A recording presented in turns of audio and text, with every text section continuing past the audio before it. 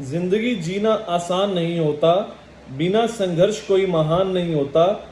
जब तक ना पड़े हथौड़े की चोट, तब तक एक पत्थर भी भगवान नहीं होता। नमस्कार दोस्तों, मैं हूं आपका दोस्त चार्टर्ड अकाउंटेंट मोहित गुंबर, सिरसा हरियाणा से। एक कहानी शेयर करना चाहता हूं आज आपसे।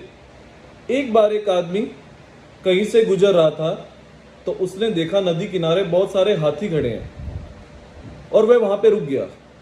और उसने देखा कि एक हाथी को छोटी सी रस्सी के साथ बांधा गया है।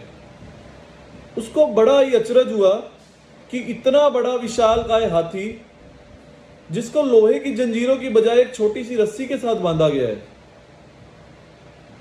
जबकि इसमें स्पष्ट था कि वो हाथी जब चाहे उस रस्सी को तोड़कर कहीं पे भी जा सकता था।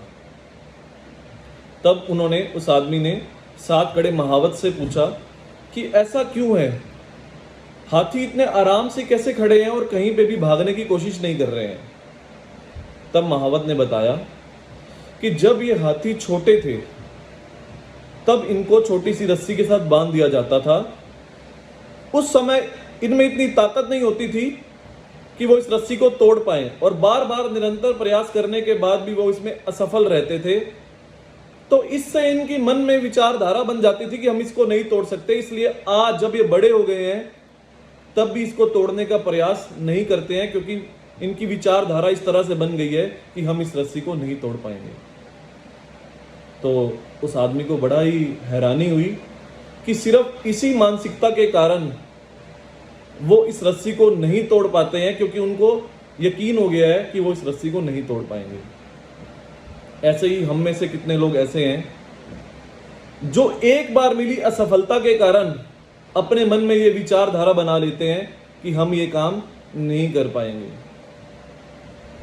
और अपने आप को उस मानसिकता की जंजीरों में जकड़ देते हैं और अपना पूरा जीवन ऐसे ही निर्वाह कर देते हैं, पूरा जीवन ऐसे ही गुजार देते हैं। याद रखिए, असफलता जीवन का एक हिस्सा है और निरंतर प्रयास करने के बाद ही सफलता मिलती है।